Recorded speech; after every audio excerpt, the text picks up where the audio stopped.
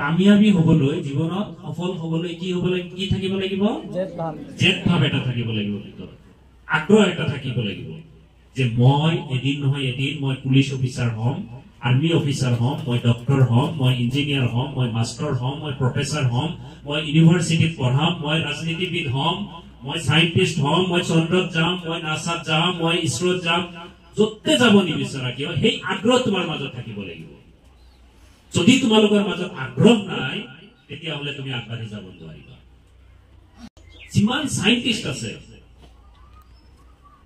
যিমান ভাল ভাল ডক্টৰ আছে যিমান ভাল ভাল প্ৰফেচাৰ আছে যিমান ভাল ভাল ইঞ্জিনিয়াৰ আছে যিমান ভাল ভাল জ্ঞানী মানুহ আছে সকলোৱে কিন্তু পঢ়া শুনাৰ মাজেৰে আগবাঢ়ি গৈছে আৰু তেওঁলোকৰ ভিতৰত এটা ক্ষুধা আছিল ক্ষুধা ভোক আছিল এই ভোকটো হল তেওঁলোকে নিজক লৈ আগবাঢ়ি যাব ষ্টিফেন হকিঙৰ নাম শুনা পাইছা ষ্টিফেন হকিং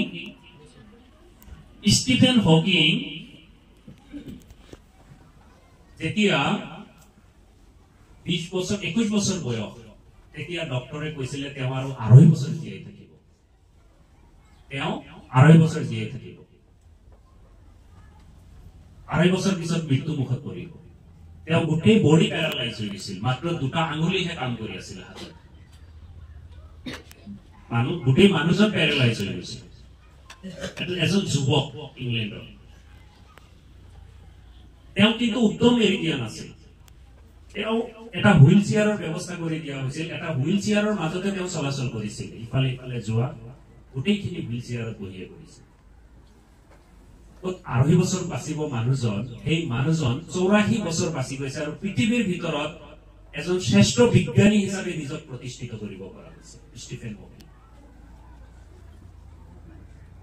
পৃথিৱীৰ ভিতৰত এগৰাকী শ্ৰেষ্ঠ বিজ্ঞানী পদাৰ্থবিদ এৰোনটিকেল অৰ্থাৎ মহাকাশ সম্পৰ্কে যি গৱেষণা এই গৱেষণা কৰি থৈ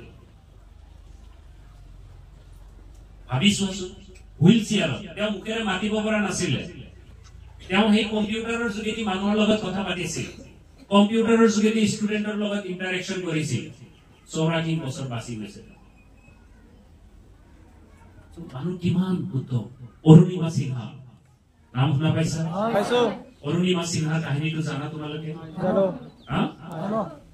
তেওঁৰ উদ্যম তেওঁৰ চেষ্টা তেওঁৰ সপোন তেওঁ ফুবলৈ দিয়া নাছিল ভাঙি গৈছিল এক্সিডেন্টত সেইটোতো জানা এই আৰ্টিফিচিয়েল যিটো ভৰি লগাই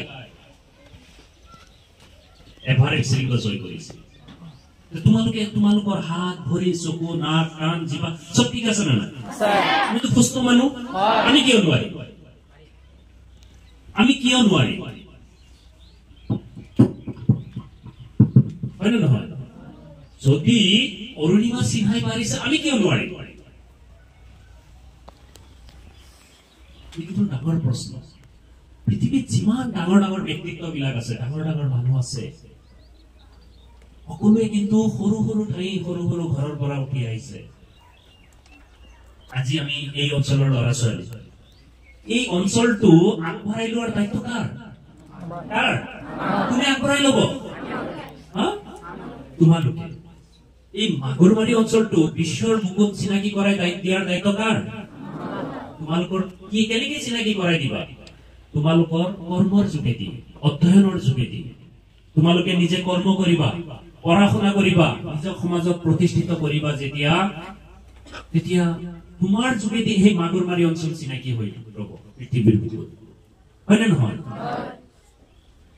আজি যদি ইয়াৰ ল'ৰা এজনে নাসা নাম শুনা পাইছা আমেৰিকান স্পেচ অৰ্গেনাইজেশ্যন নাসা যদি সাইন্টিষ্ট হিচাপে যাব পাৰে গোটেই মাগুৰমাৰী অঞ্চল গৌৰৱ কৰিবনে নাই আজি ইয়াৰ ল'ৰা এজনে যেতিয়া MBBS সিট পাইছিল আমি সকলোৱে ইয়াত আহিছো সকলোৱে গৌৰৱ কৰিছো নে নাই তোমালোকৰ মাজত প্ৰতিভা আছে তোমালোকে নিজৰ প্ৰতিভাটোক চিনি পোৱা আৰু এই গোটেইখিনি কামৰ মূল হল কি অধ্যয়ন কৰিব লাগিব ভালকে কি কৰিব লাগিব অধ্যয়ন কৰিব লাগিব সকলো কিতাপ খুব সুন্দৰকৈ অধ্যয়ন কৰিব লাগিব এটা সময় আছিল অৰ্থৰ অভাৱত মানুহ পঢ়িবলৈ যাব পৰা নাছিল এটা সময় আছিল মানুহে পথ দেখুৱাব পৰা নাছিল, মই কলৈ যাম কি পঢ়িম এনেকুৱা এটা অৱস্থা আছিল। আজিৰ দিনত কিন্তু এইটো ইন্টাৰনেটৰ জৰিয়তে আমি সব ঘৰত বহি বহি গম পাও নে নাই? আমি কি পঢ়িব লাগিব, এজন প্ৰফেসৰ হবলৈ ইউনিভাৰ্চিটিত পঢ়াবলৈ কেনেকৈ আমি পঢ়িব লাগিব, কোনটো শিক্ষানত পঢ়িব লাগিব, আমি ডক্টৰ হবলৈ কি কি বিষয় লৈ পঢ়িব লাগিব, বা আমি এজন ভাল ইঞ্জিনিয়াৰ হবলৈ কি কেনেকৈ পঢ়িব লাগিব, বা এজন IAS officer Indian administrative service DC হোৱাৰ কাৰণে কেনেকৈ পঢ়িব লাগিব, কি বিষয় লৈ কেনেকৈ পৰীক্ষা দিব লাগিব, আমি সব কথা এতিয়া ঘৰত বহি বহি জানিব পাৰো। আমাৰ ছাৰসকলে আমাক জনাই দিব পাৰিব। সো ইমান সুবিধা আমাৰ মাজত আছে। ইয়াৰ পৰা এটা সময় আছিলে ইয়াৰ পৰা ল'ৰা ছোৱালী গৈ 10 কিলোমিটাৰ দূৰত পঢ়িব লাগিছিল, 20 কিলোমিটাৰ দূৰত গৈ পঢ়িব লাগিছিল। কিন্তু আজি ইয়াতে তোমালোকৰ ঘৰ 2 মিনিটত স্কুল পাইছা, ইয়াতে পঢ়ি লৈ আৰু এতিয়া ইয়াৰ পৰা বেছি দূৰ নহয় 5 কিলোমিটাৰ, তাতে গৈ বিভিন্ন সায়েন্স আৰ্টস কমাৰ্চত পঢ়িবলৈ সুবিধা পাবা। তাৰ পৰা তোমালোক ওলাই গৈ গুৱাহাটী, দিল্লী, যিমান ভাল ভাল ইউনিভাৰ্চিটি আছে বা কলেজ আছে এইবিলাকত নামভৰ্তি কৰি পঢ়া শুনা কৰিব পাৰিবা। ইমান সুবিধা হৈছে, ইয়াকে আৰু কি লাগে কোৱাচোন? ইয়াকে আৰু কিমান সুবিধা লাগে? তামিলনাডুৰ চেন্নাই বুলি ক'লে সকলোৱে বুজি পাওঁ, হয় নে নহয়? আচলতে ৰাজ্যটোৰ নাম কি? তামিলনাডু। ৰাজ্যটোৰ নাম কি? তামিলনাডু। সাগৰীয় উপকূল অঞ্চল। সেই অঞ্চলৰ পৰা এটা মাছমৰীয়া ঘৰৰ পৰিয়ালৰ পৰা যদি ওলাই আহি ৰাষ্ট্ৰপতি হ'ব পাৰে, আমাৰ দেশখনক নেতৃত্ব দিব পাৰে DRDO, defence research and development organisation, DRDO chairman হ'ব পাৰে, ভাৰতবৰ্ষৰ 11তম ৰাষ্ট্ৰপতি হ'ব পাৰে। আমিতো তাতে বহুত আগবঢ়া ঠাইত আছো, হয় নে নহয়? আমাৰ ইয়াৰ পৰা কেই মিনিট লাগে ৰাষ্ট্ৰীয় ঘাইপথ পাবলৈ, নেশ্যনেল হাইৱে পাবলৈ? অলপ সময়হে লাগে। আমি আগবাঢ়ি আছো নে নাই? আমি আৰু ভাল ঠাইত আছো নে নাই? আমি পাৰিম নে নাই? আমি পাৰিম নে নাই? চেষ্টা কৰিলে তাৰ কাৰণে কি কৰিব লাগিব? অধ্যয়ন কৰিব লাগিব। কি কৰিব লাগিব? অধ্যয়ন কৰিব লাগিব, ভালকে পঢ়িব লাগিব। বুজি পাইছা? মোৰ কথাখিনি বুজি পাইছা নে সকলোৱে? ভালকে পঢ়িব লাগিব। আমাৰ বিভিন্ন বিষয়বিলাক আছে, গণিত, বিজ্ঞান, ইংৰাজী, সমাজ বিজ্ঞান, অসমীয়া বা সাহিত্য আৰু বিভিন্ন বিষয়বিলাক আছে। প্ৰতিটো বিষয়ৰ জ্ঞান থাকিব লাগিব আমাৰ। আমি ভাৰতবৰ্ষ এনেকুৱা এখন দেশ য'ত বিভিন্ন জাতি, ধৰ্ম, বৰ্ণ, ভাষা, 1652টা ভাষা আৰু দোৱান আছে। লেংগুৱেজেছ এণ্ড ডাইলেক্ট ভাৰতবৰ্ষত চলে 1652টা। কিমান এটা ডাঙৰ বিশাল দেশ আমি বাসিন্দা। আমাৰ উত্তৰ পূৰ্বাঞ্চলত 8টা ৰাজ্য আছে, তাৰে আমাৰ অসম এখন ৰাজ্য। 8টা ৰাজ্যত যদি চোৱা যায় কি বিভিন্নতা, বিভিন্ন জাতি, জনগোষ্ঠী, উপজাতি, বিভিন্ন ভাগবিলাক আছে। আমি এইবিলাকৰ ওপৰতো জ্ঞান অৰ্জন কৰিব লাগিব। আমাৰ দেশখন বিচিত্ৰ, বিশাল। আমি ইয়াত জন্ম লৈছো, আমাক অসমীয়া হিচাপে চিনাকি দিছো। অসমীয়া ভাষা আমি ভালকে পঢ়িব লাগিব, ইংৰাজী ভাষা ভালকে শিকিব লাগিব। কাৰণ আজিৰ পিছত তোমালোকে যেতিয়া ওলাই যাবা তেতিয়া ইংৰাজী, যিমান উচ্চ শিক্ষা ল'বলৈ যাবা তেতিয়া ইংৰাজীয়ে তোমাক বেছি সহায় কৰিব। যদি ইংৰাজীত ভাল নোহোৱা তেতিয়াহ'লে আগবাঢ়ি যোৱাত খুব কষ্ট হ'ব। ইংৰাজীও আমি ভালকে পঢ়িব লাগিব।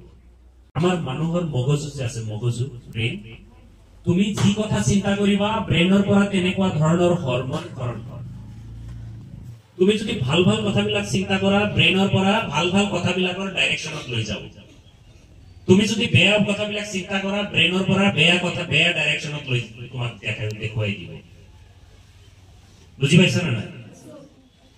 যোনজন মানুহে খেতি কৰি আছে তেওঁৰ ব্ৰেইনে খেতি কৰাৰ কথাকে বাৰে বাৰে চিন্তাত আনি দিব।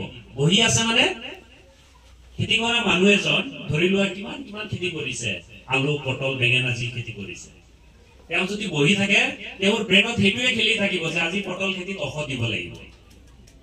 বুজি পাইছা? মাছমৰীয়া এজনৰ আজি তেওঁৰ ব্ৰেইনত সেইটোৱে খেলি থাকিব যে আজি বতৰ বেয়া বা বতৰ ভাল, আজি ৰাতি মাছ পোৱা যাব। তো তোমালোকে যে ছাত্ৰ হিচাপে যদি কোৱা যে মই ইংৰাজীটো ভালকে পঢ়িব লাগিব, ইংৰাজীটো শিকিব লাগিব, তেতিয়াহ'লে তোমাৰ ব্ৰেইনত ইংৰাজীৰ কথাকে ভাবি থাকিব আৰু সেইমতে তুমি শিকিব পাৰিবা। আৰু কেনেকে পঢ়িবা তোমালোকে মনত ৰাখিবা, আমি মানুহ হয় নে নহয়? মই যে প্ৰথমতে কলো যে ৰাতিপুৱা ভাগত কিয় লৈছো, ব্ৰেইন কি থাকে? ফ্ৰেছ থাকে। কি থাকে? ফ্ৰেছ থাকে।